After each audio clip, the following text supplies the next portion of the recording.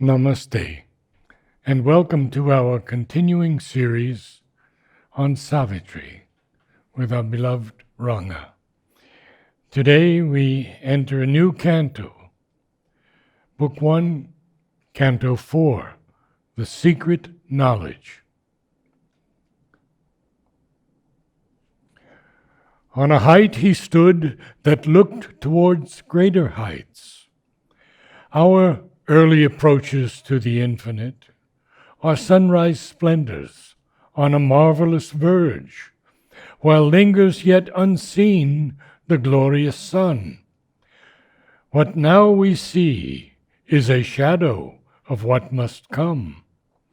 The earth's uplook to a remote unknown is a preface only of the epic climb of human soul from its flat earthly state to the discovery of a greater self and the far gleam of an eternal light. This world is a beginning and a base, where life and mind erect their structured dreams. An unborn power must build reality. A death-bound littleness is not all we are. Immortal, our forgotten vastnesses await discovery in our summit selves. Unmeasured breadths and depths of being are ours. We can stop there. The secret knowledge and the Canto 3 was the yoga of the soul's release. So the yoga is now, Ashwapati's soul is now released from the clutch of outer nature. The clutch of outer nature is ignorance, level 1. So he is now in level 2. That's the spiritual planes of consciousness. But there is still the level 3, which is the supermind, where he has to go. So this is the description of that. On a height he stood that looked towards greater heights. So on a height, level 2, spiritual planes of consciousness. When we are standing here, it's not a height. It's a flat earth as is described. It's flat. But there he is on a height. But he is looking towards greater heights, the supermind. What has always interested me so much is that there's only that one line about him. And then he's speaking of our early approaches to the infinite. And he goes on and on about us. Yes. But that one line is kind of opening for us into the new. Yeah. So on a height he stood. He has now gone to the spiritual planes of consciousness, which we call level 2 for convenience, that looked towards greater heights. The greater heights is level 3, this supermental. Our early approaches to the infinite are sunrise splendors on a marvelous verge. So, sunrise splendors. Even you go to spiritual levels of consciousness, it is fantastic compared to level 1 of our ignorance world. What now we see is a shadow of what must come. So even at level 2 of the spiritual planes of consciousness is only a shadow of the third level, the supermind. Okay, so the earth's uplook to a remote unknown is a preface only of the epic climb. So the earth's uplook you will not find in the dictionary. Inlook and uplook are not there both in the dictionary, same those.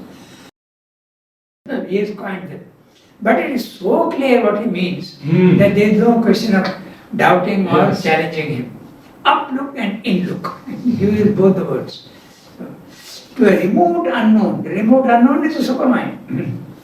Is a preface. So you go to this level 2, the spiritual planes of consciousness, they are only the beginning, they are the base of the epic climb. The epic climb is again going to level 3, the Purushottama. Okay, so that's what he's saying. Then, of human soul, epic climb of what? Of who? Of human soul, from its flat earthly state. So, flat earthly state, level 1, where everything is flat and no height. To the discovery of a greater self and a far gleam of an eternal light. Both the greater self and the eternal light are superminds. This world is a beginning and a base. He is talking of the physical world. The world is a beginning and a base. Where, what is the level 1? What is the beginning? Life and mind erect their structured dreams. So, life and mind erect their structured dreams. Dreams in the sense of ideals. The vital has ideals and the mind has ideals. Morality is one ideal. So these are the ideals and they are all structured. Again, you come back to the idea of the standards of conduct. They are all levels, structured. They are. Okay. An unknown power. Unborn. An unborn power must build reality. An unborn power must build reality. These are dreams. The life in matter, life and mind are dreams only. They are ideas. But the reality has to be built. An unborn power must build reality. Supermind. Supermind, or even in the middle, it is certainly more real than the physical world. Even the spiritual planes of consciousness are more real than the physical world. There is a relativity. A death-bound littleness is not all we are. Immortal, our forgotten vastnesses await discovery on our summit selves. Unmeasured breadths and depths of being are ours. So, a death-bound littleness, the ignorant world that we are in, death-bound, very little, we are very small compared to the planes above. Immortal, our forgotten vastnesses. We have forgotten from where we come. Okay? The forgotten vastnesses are he is explaining breadths and depths. So we'll see what they are. Immortal, our forgotten vastnesses await discovery in our summit selves. So, summit number 1, the spiritual planes of consciousness. Summit number 2, the supermental. He is using the word selves. So there are 2 grades. He is not saying self. Okay, so. Unmeasured breadths and depths of being are ours. So he is using these 2 words in a very interesting way. Breadth is going this way, and depth can be downward but also upward. Depth. Yes. Depth can also go down, but it can also go up. So, and if you go inwards, you have the intraconscious. And if you go outwards, you have the physical world, which is also the circumconscious. So all this is we. This is what we are. We are the whole superconscious, inconscious, intraconscious, circumconscious. That's what we are. We are not this little body-mind life, which is describing as death-bound littleness.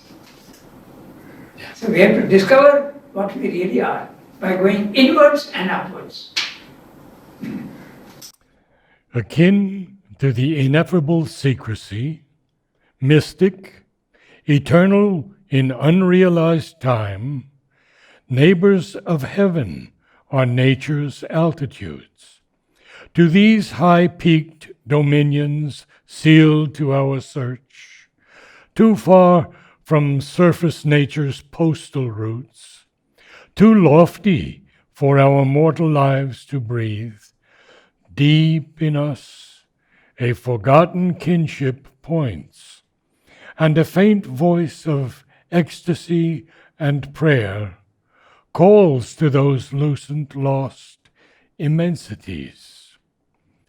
Even when we fail to look into our souls, or lie embedded in earthly consciousness, still have we parts that grow towards the light.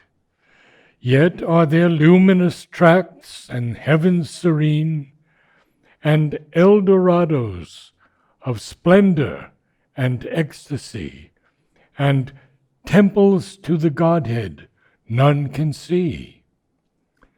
A shapeless memory lingers in us still, and sometimes, when our sight is turned within, Earth's ignorant veil is lifted from our eyes.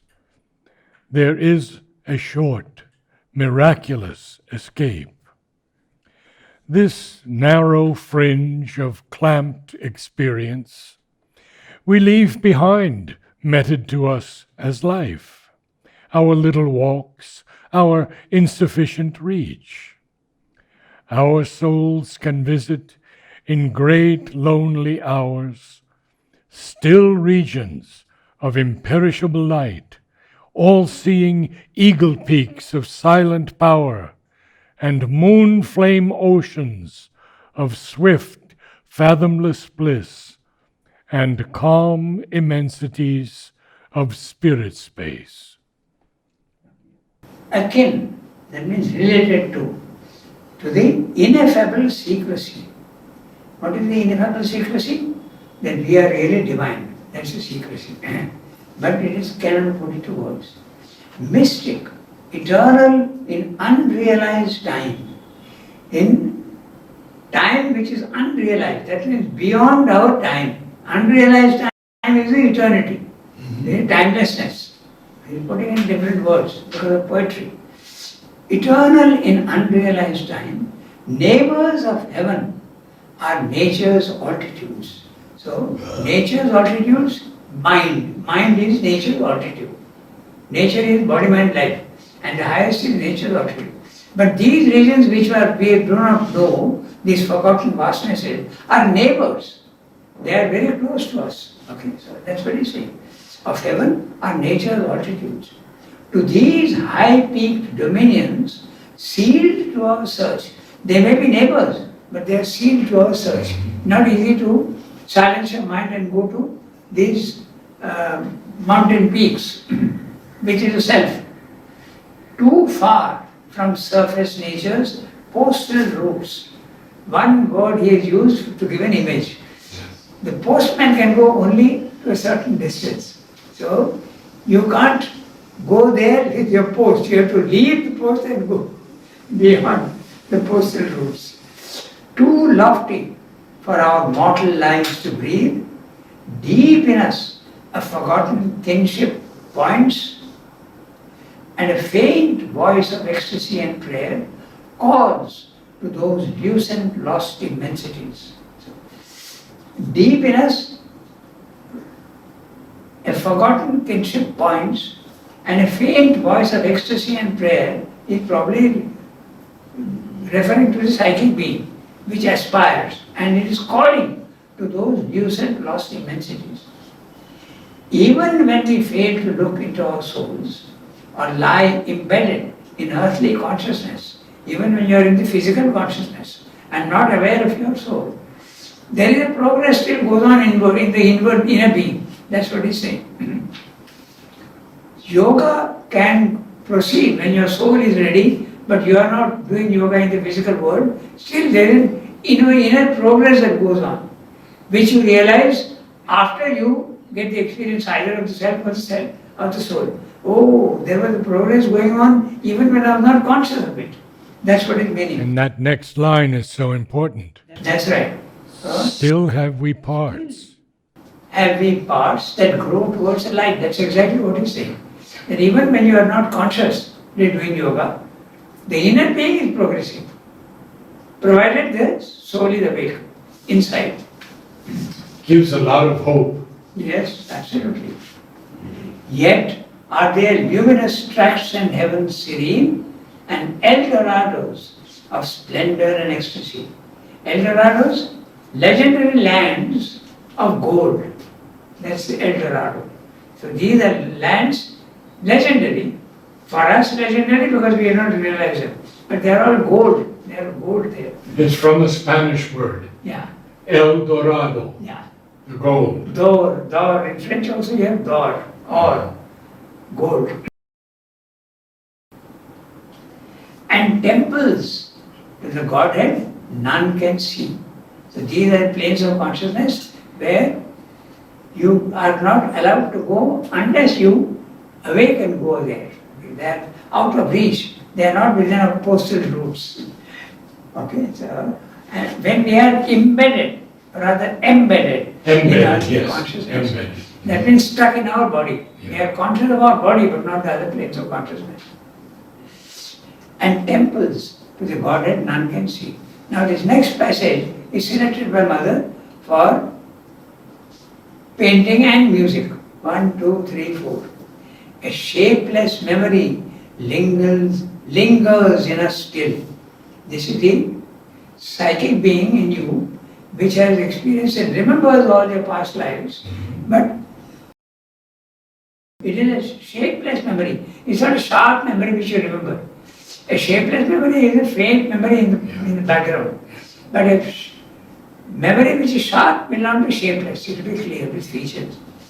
Lingers in us still, and sometimes when our sight is turned within, Earth's ignorant veil is lifted from our eyes, there is a short, miraculous escape. This is the experience that you can have for a very short time, either of your psychic or of the self. Miraculous escape, he is saying. This narrow fringe of clamped experience, he is talking of the physical world and our body-mind life. It is narrow and it is clamped. So both are indicative of the level 1, our body-mind life. And it's a fringe. Yes, this narrow fringe of clamped experience we leave behind. Now, this word, you pronounce it as Meted. but I usually pronounce it as meet, M-E-E-T. So, I checked also, by the way, quiescent. Okay, it can be pronounced in both ways. I checked it today. They have given it can be But quiescent. Quiescent is the preferred. Quiescent is a synonym. But it can also be pronounced quiescent. Okay? Because it means quiet. It means quietness. So anyway. Then we'd have to beat it out and see what the pentameter is. Quiescent. Quiescent. So qui is on the first syllable, quies is on the second syllable. That's correct. Sorry. This is poetry, okay. So, we leave behind. And what is the word M-E-T-E? It's a verb which means dispense justice for all, or justice or punishment, to measure out, to give out. This is what it means. But it's meted. Okay. Okay, here we We'll take it go. for that until I check. We leave behind meted to us as life. You can also just mute it out to us. Okay, so we'll see about that. Okay, we'll check the word. We leave behind meted to us as life. So we leave the physical world and experience the spiritual planes of consciousness for a very short time. Yes. Either the spirit or the psychic. Yes. Our little walks, our insufficient reach, our souls can visit in great lonely hours. This is the next sentence. We leave behind, what do we leave behind? Our little walks and insufficient reach. Our souls can visit in great lonely hours, still regions of imperishable light, all-seeing eagle peaks of silent power, and moon flame oceans of swift, fathomless bliss, and calm immensities of spirit space. Now this is a very interesting line. Our souls can visit in great lonely hours. It reminds you of Sergo's letter to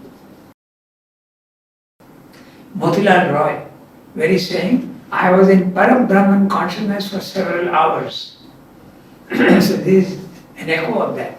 So we can climb up and see those unbelievable regions of light and beauty, and then you come down again.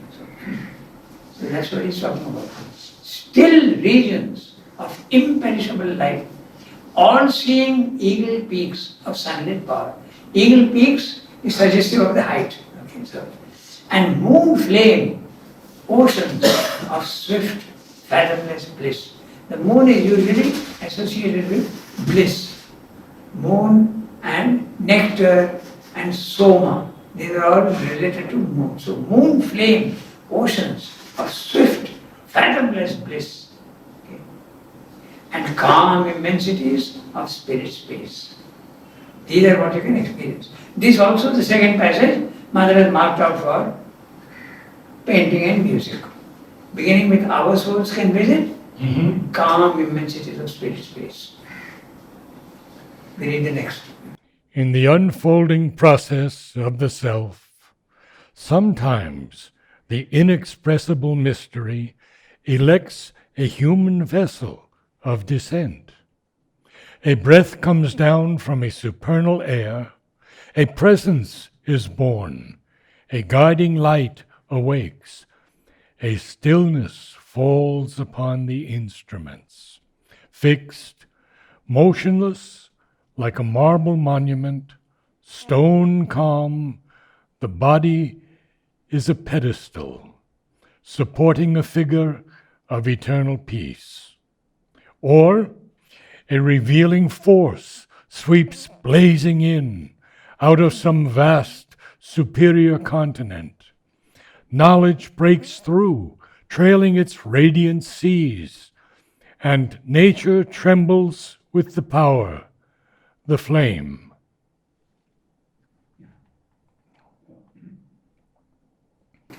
In the unfolding process of the self, he is talking unfolding process, evolution of the soul.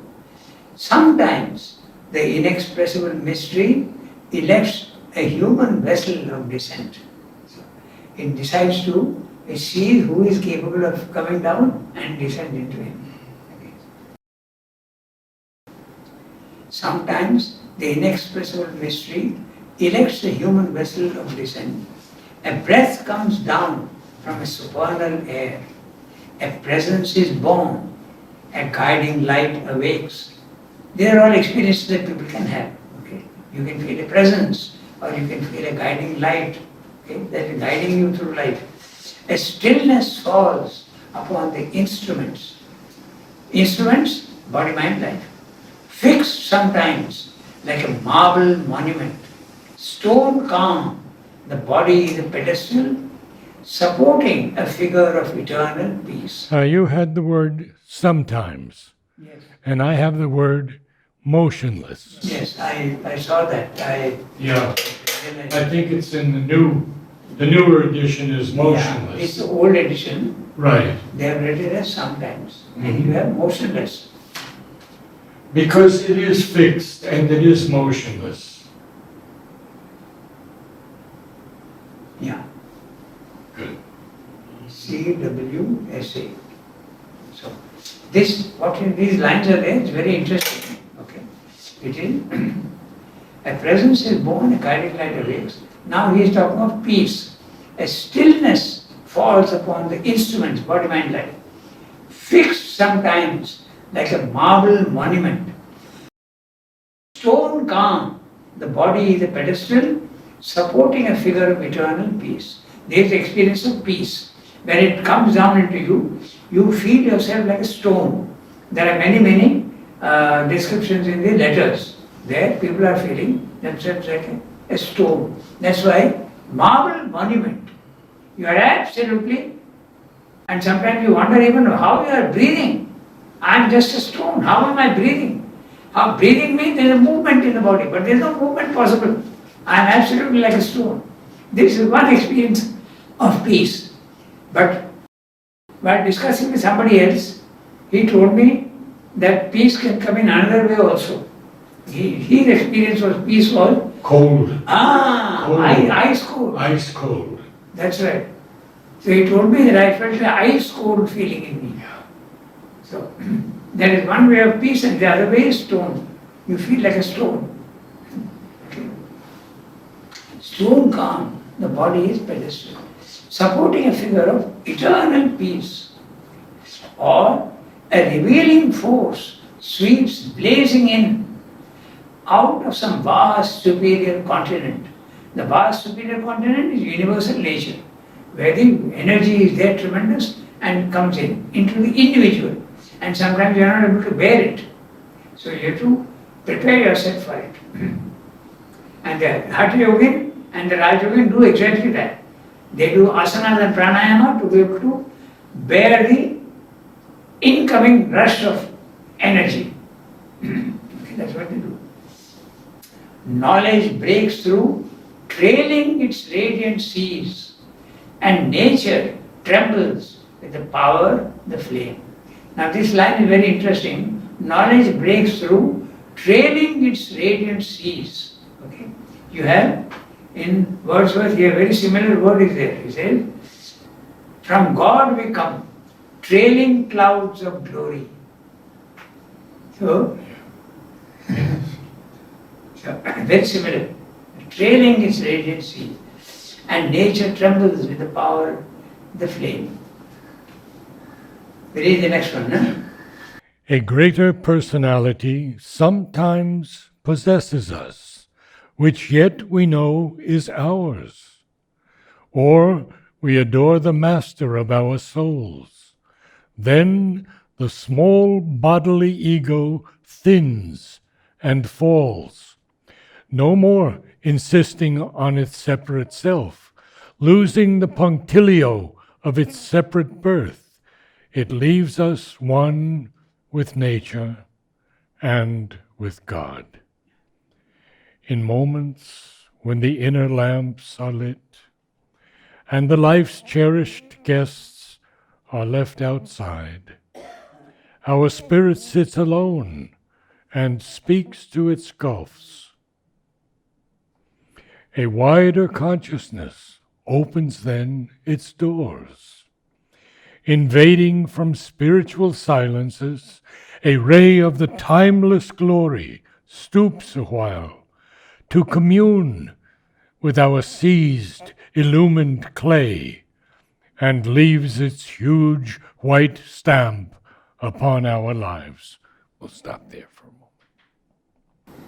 moment. This passage is again selected by Mother. In moments when the inner lamps are lit up to and leaves its huge white stamp upon our lives. Selected by Mother for painting and music. A greater personality sometimes possesses us, which yet we know is ours. Now that's very interesting. Personality normally Srivendra uses the word for the outer nature, body, mind, life. And person with a P cap he uses for self and soul, central being. But here he is doing something very interesting. He is using the word personality but putting a P cap. Yes. That means your higher nature. The higher nature, exactly. Not the lower nature but the higher nature. Yes. A greater personality sometimes possesses us, which yet we know is ours. Although it is something higher, it is still we, ourselves. That is.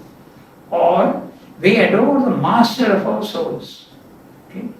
Then the small bodily ego thins and falls. The ego disappears. No more insisting on its separate self. Losing the punctilio of its separate birth, it leaves us one with nature and with God. So, the word punctilio means a petty point of or conduct or procedure.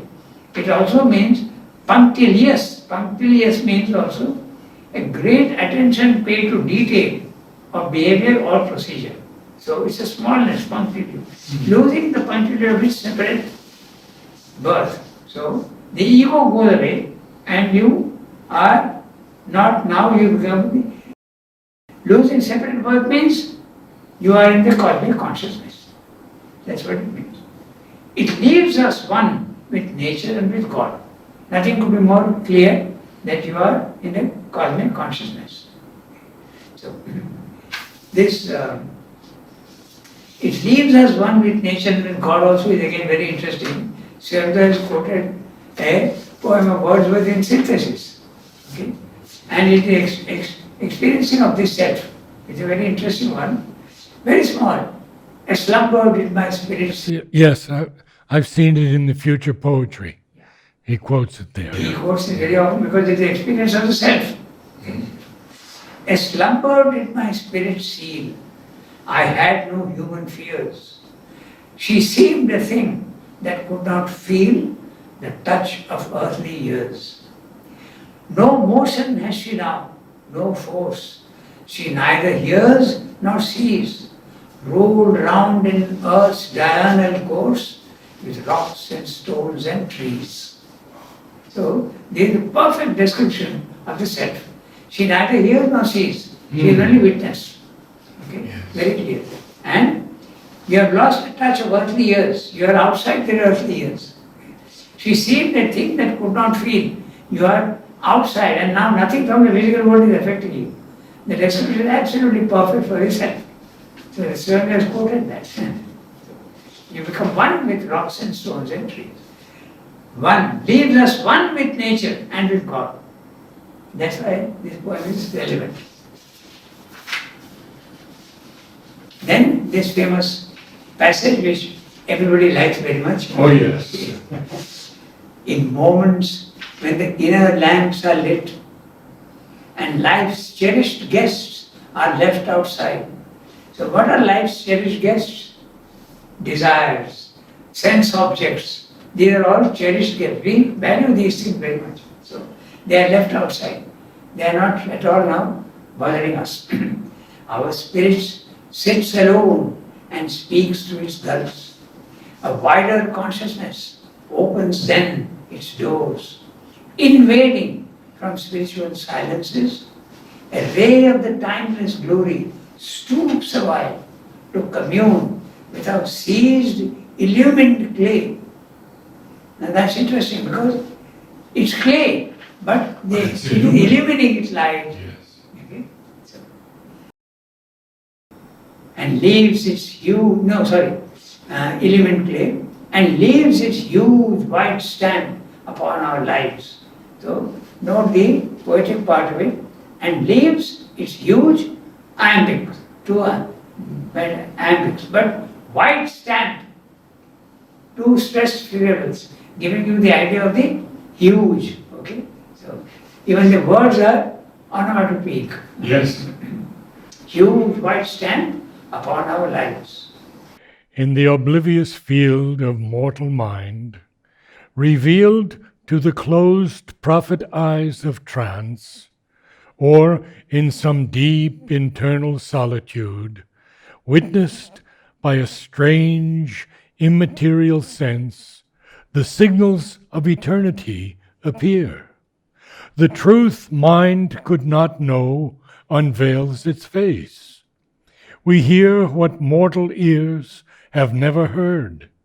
We feel what earthly sense has never felt. We love what common hearts repel and dread. Our minds hush to a bright omniscient. A voice calls from the chambers of the soul. We meet the ecstasy of the Godhead's touch in golden privacies of immortal fire. These signs are native to a larger self that lives within us by ourselves unseen. Only sometimes a holier influence comes, a tide of mightier surgings bears our lives, and a diviner presence moves the soul. Or through the earthly coverings, something breaks, a grace and beauty of spiritual light, the murmuring tongue of a celestial fire. Ourself and a high stranger whom we feel, it is and acts unseen as if it were not. It follows the line of sempiternal birth, yet seems to perish with its mortal frame. We can stop for a moment there. Yeah. In the oblivious field of mortal mind, our normal mind. Oblivious, the word is not aware of, not concerned with environmental events. They are not aware of the physical world at all. In the oblivious field of mortal mind, revealed to the closed prophet eyes of trance. Prophet eyes of trance, you're seeing the future also. Okay. or in some deep internal solitude, witnessed by strange immaterial sense. The word witness again suggests the experience of the self. So, the signals of eternity appear. In some deep internal solitude, the signals of eternity appear. And that a strange sense is witnessing that. Okay? We strange because we don't know what that is. The truth mind could not know, unveils its face. We hear what mortal eyes have never heard. We feel what earthly sense has never felt. We love what common hearts repel and dread. So those things which were unpleasant to us and we did not like, now it's not like that anymore. We love those things. Okay. So there are many likes and dislikes we have, but in that consciousness, everything is likable. But it's the witness consciousness. Yes. Witness To consciousness. some extent. Witness consciousness gives you a distance. You're not bothered by it. Right. But when you start loving these things also which you loved afterwards, is one notch higher. Spiritual Yes, plane. the spiritual plane of consciousness Yeah. only, but you are at a slightly higher level. Mhm. Then you start loving everything that you did not. The experience of the self is spiritually negative, Srila says. Negative in this sense that nothing is affecting you now. It's liberation. But neither pleasant nor unpleasant. But one notch higher up, everything is pleasant. That's what he's saying. Yes. Okay. He's saying, we love what common hearts repel and dread. Our minds hush to a bright omniscient. A voice calls from the chambers of the soul. Then we hear what mortal ears have never heard. A voice calls from the chambers of there's a connection. We meet the ecstasy of the Godhead's touch. Even the senses, all the senses participate in these experiences. That's what he's saying. He says that elsewhere also. Even the senses, even the touch, you will feel. If you are sitting on the sea beach and you are experiencing the gentle breeze, you will feel as if the divine is caressing you. It's the touch of the divine. Everything becomes divine. We love what common hearts repel and dread. Our minds hush to a bright omniscient. A voice calls from the chambers of the soul. We meet the ecstasy of the Godhead's touch in golden privacies of immortal fire. These signs are native to a larger set. These signs, what he has said there, we hearing, loving and all, these are not at the physical level. They are at a larger set. So, only in the spiritual planes of consciousness you see these things. That lives within us by ourselves unseen. All those things are there, but we don't see it at level 1. Only sometimes a holier influence comes, a tide of mightier surgings bears our lives, and a diviner presence moves the soul. Or through the earthly covering sometimes breaks. The earthly coverings, your body, mind, life, sometimes breaks. So something I have. Something breaks. Something, yeah. Yeah, not sometimes, something breaks. Okay? A grace and beauty of spiritual life, the murmuring tongue of a celestial fire. Murmuring tongue. Agni. Yeah, of a celestial fire. Ourself and a high stranger whom we feel, it is and acts unseen, as if it were not. So, you are not sure of what it is. This is a very interesting line what he is saying, because some French poets have also felt this. Okay, I have the French poetry, it's very interesting. They feel something, but they can't understand what it is. That's what he's saying. Ourselves and a high stranger whom we feel. In fact, these poets have used the stranger word. Okay, it's a stranger, but yet it's very familiar to me. These two are They are Nobel Prize winners. The what? One is Paul Verlaine. Verlaine, yes. Verlaine. And the other one is Sully Proudhon. Sully Proudhon, yes, I know both. Yeah. Yeah. So they have written poems which are exactly like that. Okay? The strangeness. Yes.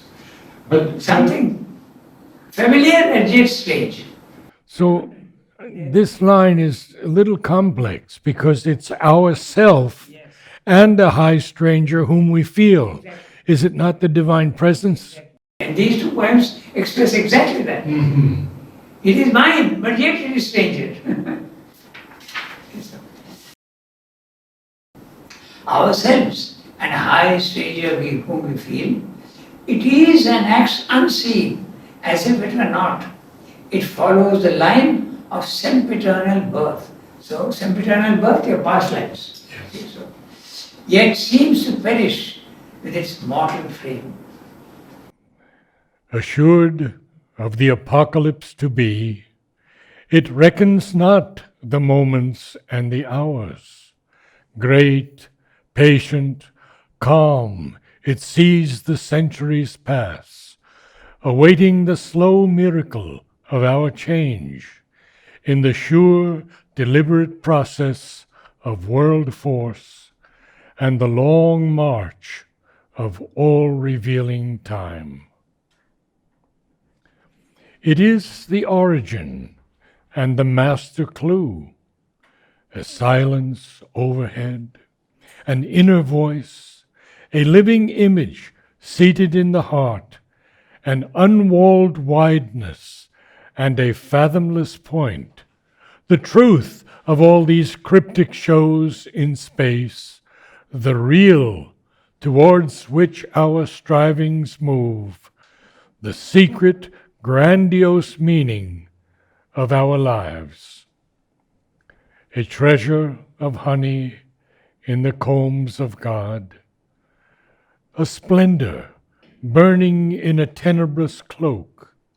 It is our glory of the flame of God, our golden fountain of the world's delight, an immortality cowled in the cape of death, the shape of our unborn divinity. This last passage also cited by Mother. A treasure of honey in the combs of God. Interesting image also. Yes. Assured of the apocalypse to be. The word apocalypse means destruction on a catastrophic scale. So, That's interesting because Nolini told me it was the supermind to come down. yeah, when it comes down, but it also destroys. No? It will destroy certain, the old structures will be destroyed. The old, yes, they will be. Yeah. So that's what it means. That assured of the apocalypse to be, it reckons not the moments and the hours. Okay? So it doesn't consider the small things in the physical world. Great, patient, calm. It sees the centuries pass. It's not bothered about small things being destroyed. Awaiting the slow miracle of our change in the sure deliberate process of world force and the long march of all revealing time. So it's very interesting what it is, the slow miracle of our change. So we don't see the change and it's very slow. Why is it slow? There is also a reason for that. The slowness is because there is a resistance. The light above is resisted by the darkness below. Therefore the change is there. But light wins. The darkness loses, but very slowly. It has a tremendous pull downwards. So that's why it is slow. It takes a long time. And that's why he's saying the long march of all revealing time. The progress that comes is very slow. Okay? That's what he's saying. But it has to destroy the old structures and build the new. This is something that the yogis also experience. Their vital gets broken up and it's filled up with some other stuff. Your mind also is changed entirely. This is called a process. Many have experienced this. The process that changes you and prepares your being, outer being, body-mind life, to house the higher consciousness. So that's why it is slow, miraculous, sure, deliberate process, and long march of all remaining time. It is the origin and master clue. A silence overhead, an inner voice. The silence overhead is a self, and the inner voice is the psychic being. The two, what Srimado calls in the synthesis, two grappling hooks. So, one is above and one is inside. They are the two starting points of your spiritual life. So here he uses the word silence overhead and inner voice. A living image seated in the heart, an unwalled wideness and a fathomless point. The fathomless point again reminds you of Blake. Fathomless point. It's a point, but it is deep, fathomless. So, those 4 lines of Blake.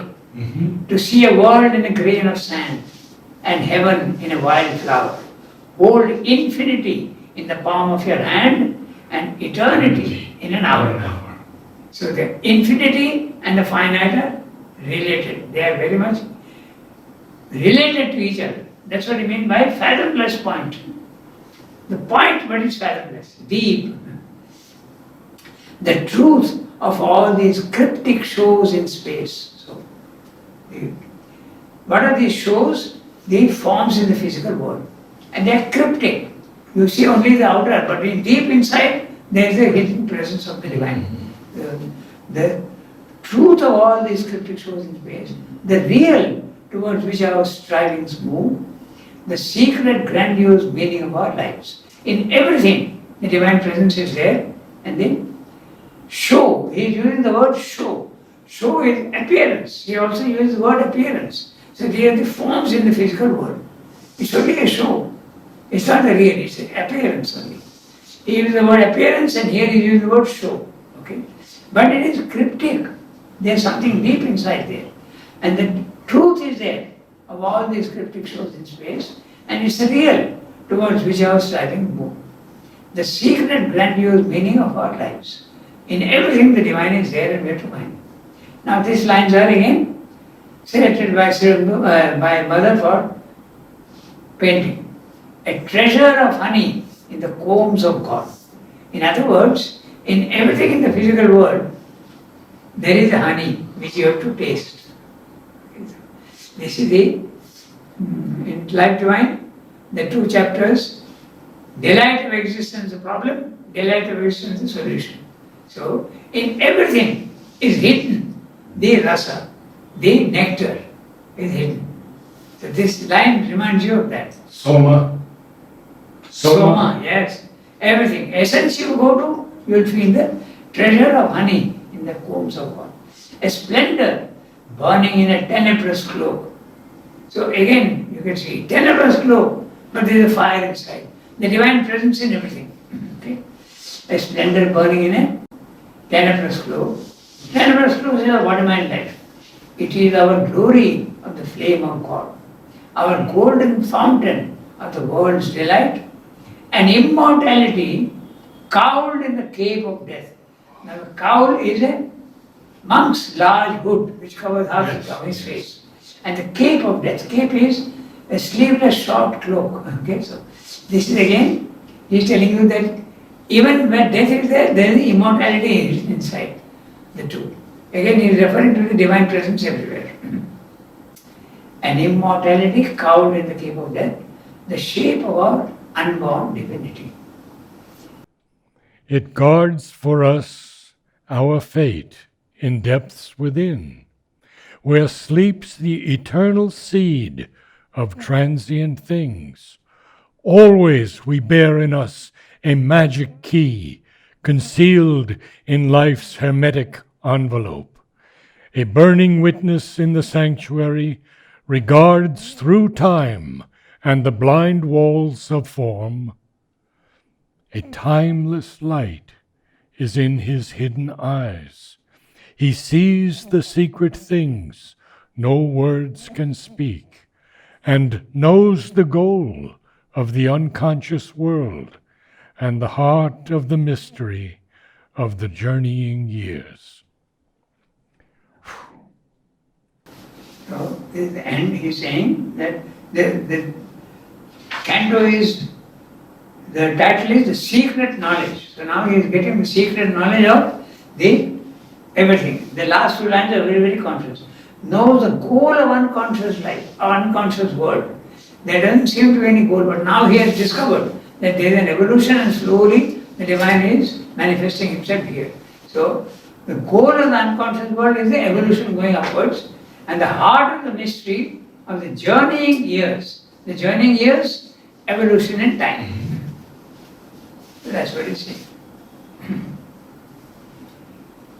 It guards for us our fate in depths within, where sleeps the eternal sea of transient things. So all the transient things that you see here, they're in eternal sleep, and that presence is there everywhere. Always we bear in us a magic key, concealed in life's hermetic envelope. The word envelope is pronounced in that way. We pronounce it envelope, but it's envelope. Envelope. Yes. So life's hermetic, airtight, sealed, closed, insulated, not visible. But it is there. Okay. A burning witness in the sanctuary, the refuge from danger, sanctuary, regards through time and the blind walls of form. The blind walls of form, your body, mind, life again. A timeless light is in his hidden eyes. The eyes are hidden. Okay. So, he sees the secret things no words can speak. The secret knowledge is now revealed to him, and knows the goal of the unconscious world and the heart of the mystery of the journeying years. He has found out that there is a purpose to life. There is an evolution which is what is the goal of the unconscious world, which normal man doesn't understand. Thank you, Ranga. Namaste all.